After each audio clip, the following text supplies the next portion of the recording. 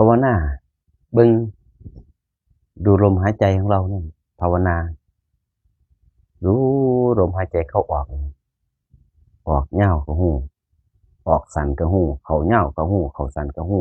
เอาสติแนบอยู่กับลมหายใจเฮานี่แหละภาวนาไปมันก็เห็นความคิดพูดขึ้นมาความคิดมันคือเด่นชัดขึ้นบัดนี้แต่ก่อนมันคือบ่เด่นชัดคักปานนี้ความทุกข์มันบีบคั้นเด้อบัดนี้แห้งปฏิบัติไปยิ่งปฏิบัติไปยิ่งทุกข์ยิ่งทุกข์เห็นความคิดเก่าๆเดิมๆเห็นเรื่องอดีตเรื่องอดีตที่บ่ดีเรื่องอดีตที่มันเป็นความทุกข์เนี่ยมันจะเด่นชัดขึ้นมาพูดขึ้นมาเรื่อยๆพูดขึ้นมาเรื่อยๆมันก็ทุกข์แล้วบัดนี้ฝึกได้ให้ดึงสติกลับขึ้นมาอยู่กับลมหายใจให้ดึงกลับขึ้นมาให้ฝึกมีสติก่อนมีสติอยู่กับกายพอมีสติแล้วก็เอาสตินี่มาใส่มันก็จะเป็นสมาธิสติกับสมาธิเนี่ยมันก็อยู่ติดกันอยู่นำกันเป็นกัลยาณมิตรกัน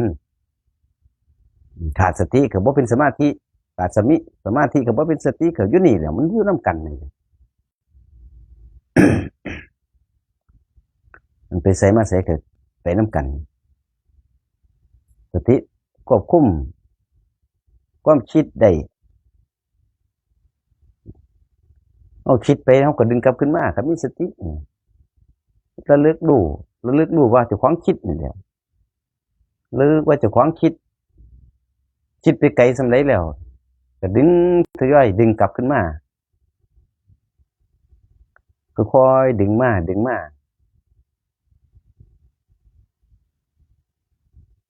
พอมันคิดขึ้นมาอีกปุ๊บก็ชำเรื่องเบิ่ง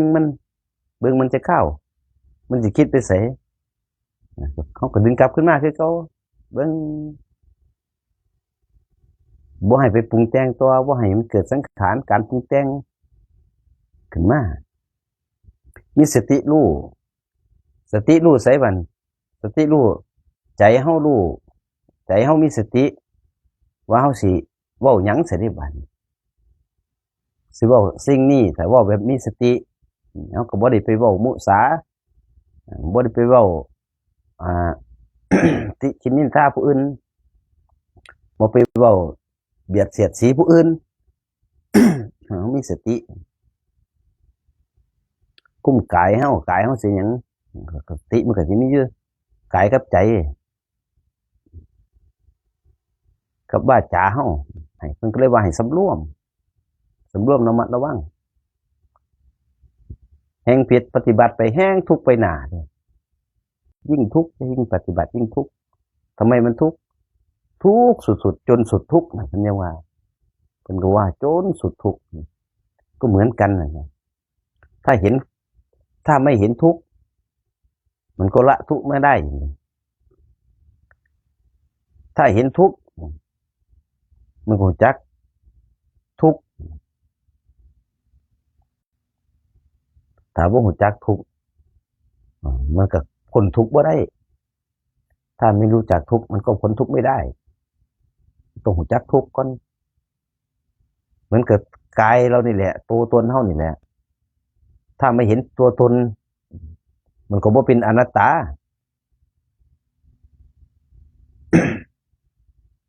ถ้าเห็นอัตตาแล้วเมื่อเห็นอัตตาแล้วเฮาต้องก็สิไปเห็นอนัตตามันก็สิทิ่มได้ทิ่มตัวตนทิ้งตัวตนมันก็สิเป็นอนัตตาคือบ่มีตัวตนอะไรบัดนี้ถ้ายังมีตัวตนอยู่มันก็มีแต่กูดิบัดนี้ก็เห็นแก่ตัวเห็นแก่ตนแต่กูอยากได้กูอยากมีกูอยากร่ำกูอยากรวยเดี๋ยวบัดนี้มันก็เป็นตัวตนก็เป็นอัตตาขึ้นเฮ็ดจังได๋ก็สิได้มาดิทำยังไงถึงจะได้มา พูดพดมดเท็จถึงจะได้มาดิวันนี้เห็นบ่ตัวเอาเลยวันนี้ก็เสียได้มาเพราะมันเป็นอัตตาอยู่นั่นแล้วผู้โกหกมดเท็จไปแสดงวันนี้ทำผิดหลายสิ่งหลายอย่างเพราะมันเป็นตัวตนนี่ละนี่ว่ากูหนาวจังไหนก็เสด็จผ่าห่มมาสันนิบาตกูหิวเลยเสด็จกินอาหารดีๆเราคิดไปดิปรุงแต่งไปดิบันนี่แหละก็ว่าความมีอัตตาเนี่ยความมีตัวตนเพี้ยนปฏิบัตินี่ทำยังไงถึงจะให้หลุดให้พ้นจากความมีตัวตนได้มันถึงจะเป็นอนัตตาเป็นอนัตตานี่ก็บ่ได้ว่าเฮาออกจากเขาเด้เพียงแต่รู้ว่ากายนี่ก็คือกายใจก็คือใจรู้ว่าอันนี้เป็นรูปอันนี้เป็นนามเด้มันก็ไม่มีตัวไม่มีตนแต่ตัวมันนี้มันไม่มีกูไม่เขาไม่มีเราไม่มีเขามันก็ทำนั่นครับทำยังไงมันถึงจะรู้เหรอก็เริ่มต้นจากการดูตัวตนตัวเองเนี่ยตัวตนเข้าพูดก็คือกายในกายคือ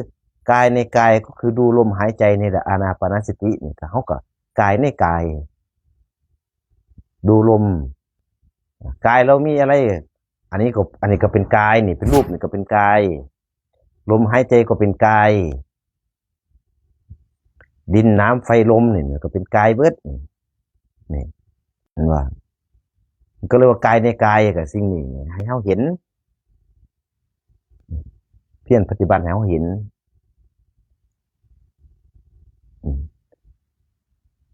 เพื่อต้องให้ฝึกการฝึกฝนกับการบังคับใจนี่แหละบังคับจิตบังคับใจเปิดง่ายก็คือการฝึกเพื่อว่า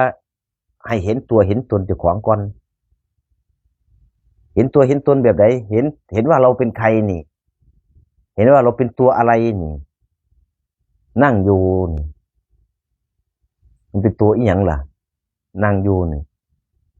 ตั้งแต่เกิดมาตั้งแต่ยังเป็นเด็กก็เป็นเด็กโตแล้วก็มาเป็นวัยรุ่นก็มาเป็นวัยกลางคนแล้วก็มาเป็นคนแก่เนี่ยเราเด็กน้อยมันเสียไปใส่เด็กน้อยมันหายไปไหนตอนเราโตแล้วนี่ย้อนกลับไปเป็นเด็กน้อยได้ไหมบัดมันก็ย้อนกลับไปบ่ได้มันก็สื่อถึงว่าทุกอย่างมันเป็นอนิจจังทุกขังอนัตตามีการเสื่อมอันนี้เสื่อมจากความเป็นเด็กก็มาเป็นเด็กโตเสื่อมจากเด็กโตก็มาเป็นวัยรุ่นเสื่อมจากวัยรุ่นก็มาเป็นวัยกลางคนเสื่อมจากวัยกลางคนก็มาเป็นคนแก่มันก็เสื่อมไปนั่นแหละมันกับใบไม้ต้นไม้คือกันนี่ตอนแรกก็เป็นใบสีเขียวๆเอาไปมามันก็ร่วงก็โรยไปก็กลายเป็นใบแห้งใบไม้แห้งไปเลยกลายเป็นใบไม้แห้งแล้วความเขียวมันเสียไปเสียบาดนี่นั่นแหละเพิ่นเรียกว่าทุกอย่างมันเป็นความไม่เที่ยงอันไหนที่มันเสื่อมแตกสลายไปนั่นก็คือความทุกข์มันเป็นทุกขังความทุกข์เอาเบิ่งความทุกข์ก่อนจะละความทุกข์ก่อนจะพ้นทุกข์ได้แล้วก็ต้องเห็นทุกข์ก่อนนั่นแต่เพิ่นเรียกว่าเพียรปฏิบัติมันก็ได้มีแต่ความทุกข์อันดับแรกกับความทุกข์ที่อดีตที่เราเคยทำมาความคับอกคับใจความคับแค้นใจนี่ความคิดเดิมๆมันเกิดขึ้นคิดในเรื่องความทุกข์มันบ่มีคิดว่าเรื่องความสุขบ่มีเด้คิดแต่เรื่องความทุกข์นั่นแหละอันไหนที่มันบีบคั้นหัวใจเนี่ยมันคิดขึ้นมามันพูดขึ้นมาเบิดปฏิบัติเนี่ยอดบ่ได้ทนบ่ได้นี่ก็ความทุกข์ไอ้บานบีบเค้นจิตใจเฮาคือเก่าได้บัดเพิ่นก็เลยว่าให้ใช้ความพยายามคือความเพียรเข้ามาเสริมเนี่ยเอาความเพียรพยายามเข้ามาเสริม ในเมื่อมันบีบคั้นหัวใจแล้วมันสิทนบ่ได้เลยทนบ่ได้นี่นั่งไปเดี๋ยวมันปวดขามันทนบ่ได้หรือว่ามันชิดไปแล้วนี่มันบีบคั้นหัวใจบีบหัวจิตหัวใจความทุกข์เก่าที่เราเคยเฮ็ดมาเคยทำผิดเคยทำพลาดมามันก็พุดขึ้นมาจะเห็นเขากำลังเบิ่งมันว่าเป็นต้องเอาสติมาแนบอยู่กับลมหายใจนี่พอเราคิดปรุงแต่งไปเอาสติกลับมาลมหายใจความคิดมันก็หายไปมันก็ดับนี่ความคิดเขาก็ดับเมื่อล่ะอันไหนเกิดขึ้นหนึ่งสติมันเกิดอันไหนมันดับขึ้นหนึ่งความคิดมันดับนี่พอสเปรดมันความคิดมันก็เกิดบันพอความคิดผุดขึ้นมาปุ๊บมันก็เกิดดึงมาสติมันก็ดับอีกบันความคิดมันเกิดความคิดมันก็ดับเลยนะพอเลี้ยวเบิ้งเดี๋ยวดูว่าความคิดนี่มันเป็นยังไงมันเป็นความคิดมันไม่ใช่เราเลยส่วนมากมันจะเป็นทุกข์กับความคิดความคิดก็คือสังขารการปรุงแต่งเป็นเรื่องเป็นราวฉายหนังให้ตัวเองดูสิมันติดอยู่ตรงไหนติดอยู่ในขันธ์ห้านี่แล้วรูปเวทนาสัญญาสังขารวิญญาณนั่นเองยังวนเวียนอยู่กับขันธ์ห้าอยู่ต้องหลุดพ้นออกจากขันธ์ห้าพุ่นแล้วมันก็สิแมนติดอยู่กับรูปก็ว่าสวยว่ารอว่างามว่าเจ้าของอ้วนเจ้าของผอมเจ้าของจอยไปเสร็จแล้วเจ้าของเหี่ยวไปเสร็จแล้วก็เป็นทุกข์เลยไปยึดไปถือเอาได้ไปยึดไปถือเอากับรูปตัวเองนี่บัดเพราะว่าอุปทานคือตัวยึดเอารูปของเจ้าของเนี่ยเอารูปเป็นกายของเจ้าของ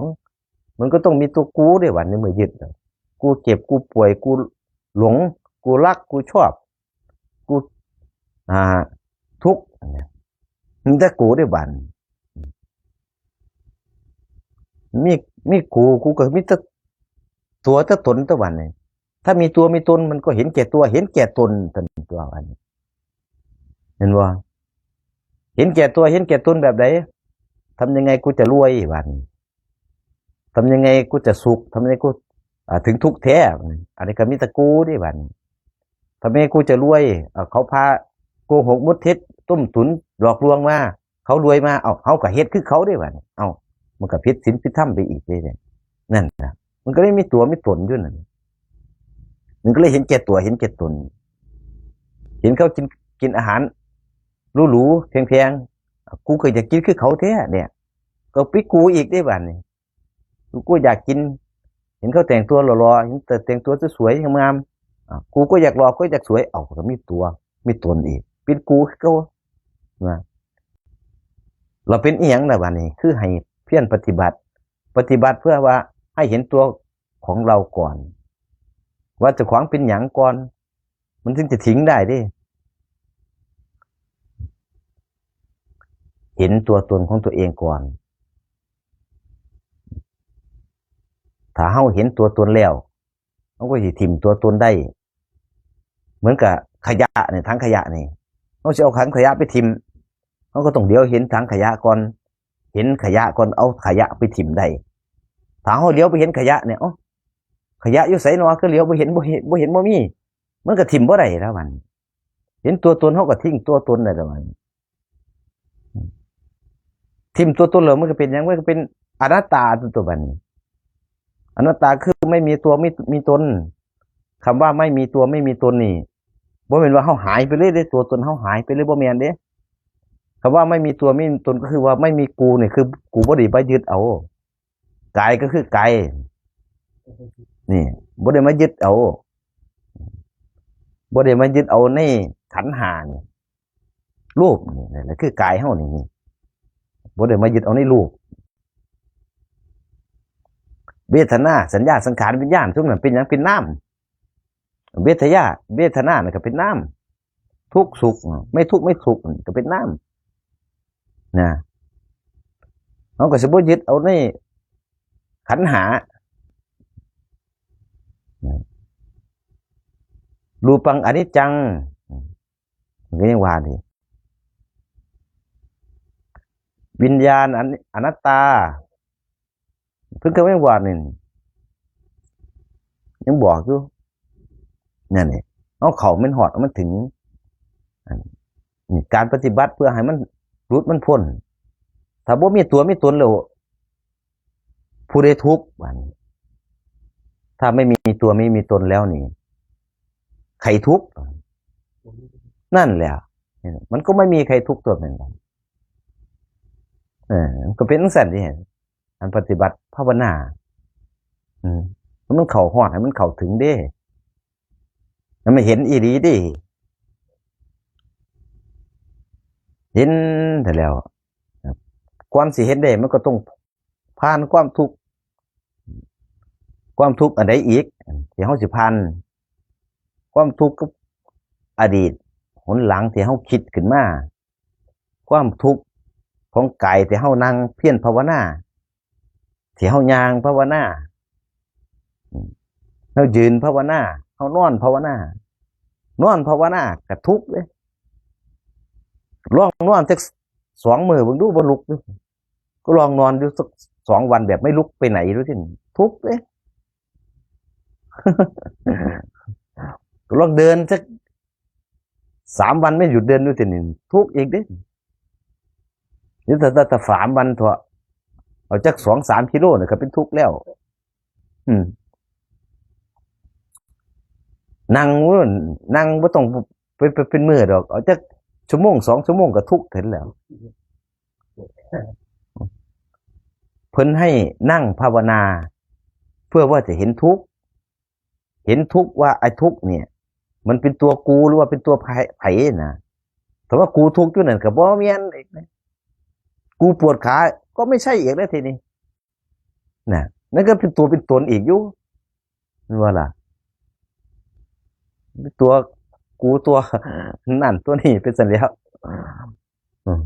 นั่นเพราะว่าหน้าเอาเบิ่งตัวเบิ่งตนเบิ่งตัวเจ้าของนี่แหละเพิ่นว่าอย่าส่งจิตออกนอกก็คือไปยุ่งเกี่ยวกับเรื่องผู้อื่นนั่นน่ะหลวงตาสินทรัพย์เพิ่นก็ว่าอย่าไปเสือกเรื่องของผู้อื่นพอง่ายๆนะส่วนมากมันสิไปจิตนี่มันไปเสือกเรื่องผู้อื่นน่ะนะไปยุ่งกับผู้อื่น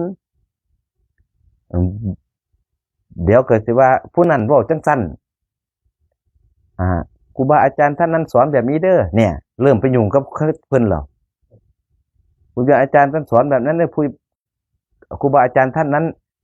สอนไม่ถูกต้องเด้อครูบาอาจารย์คนนี้สอนดีเด้อครูบาอาจารย์คนนั้นสอนแบบนี้เด้อเนี่ยบ่เบิ่งตัวเจ้าของได้นั่นบัดนี้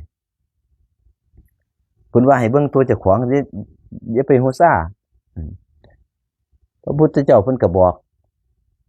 สิ่งที่เฮาได้ยินได้ฟังมาเฮาก็เอามาพิจารณาเอามานั่งภาวนาบ่ให้ไปยุ่งกับเพิ่นบ่ให้ไปยุ่งกับผู้อื่นเพิ่นบอกมาแล้วบอกว่าให้นั่งภาวนาเป็นจังได๋ล่ะบัดนี้บ่ก็ได้ก็ว่าไปนั่งกรรมฐานกรรมฐานเป็นจังได๋ล่ะบัดนี้นั่งให้ไปนั่งดูตัวเองดูลมหายใจสติมันเป็นจังได๋ล่ะบัดนี้เนี่ยทุกสิ่งทุกอย่างนี่มันเป็นปัจจตังสติคนรู้ว่ามีสติก็คือเฮานี่ล่ะเฮาฮู้ผู้เดียวเห็นผู้เดียวฮู้สติเฮาแหละฮู้ว่าเป็นสมาธิบ่สมาธิเขาเรียกว่าเป็นปัจจตังนั่นไม่มีใครรู้เท่าตัวเราเพิ่นก็ว่ามีสติเฮาก็ฮู้ว่าเจ้าของมีสติผู้อื่นบ่ฮู้จักเฮาบ่ฮู้จักนำเฮาเด้เฮาเป็นสมาธิเฮาก็ฮู้ว่าเฮาเป็นสมาธิผู้อื่นก็บ่ฮู้กับเฮาดิแม่นบ่แล้วเฮาคือสิอยากฮู้เรื่องผู้อื่นบัดนี้แม่นบ่ซั่นน่ะเพิ่นต้องว่าเป็นปัจจตังบ่ว่าสิเกิดปัญญาเฮาก็เกิดปัญญาเห็นปัญญาฮู้อยู่ไสก็ฮู้อยู่กับตัวเจ้าของนี่ล่ะมีปัญญาเพื่อสิละมันออกทิ่มมันออกมีปัญญาเพื่อสิเห็นว่ากายตัวตนนี่ไม่ใช่ของเรานี่มีปัญญาเพื่อสิเห็นว่ารูปนี่มันก็เป็นเพียงสักแต่ว่ารูปนี่กายก็เป็นเสียงสักแต่ว่ากายนี่ เนี่ยมีปัญญาเห็นความคิดมันเกิดมันดับมีปัญญาเห็นเนี่ยนี่ก็ปัญญาเบิดเนี่ยนะวันเกิดจากการยังก็คือการภาวนาคือการพัฒนานี่แหละ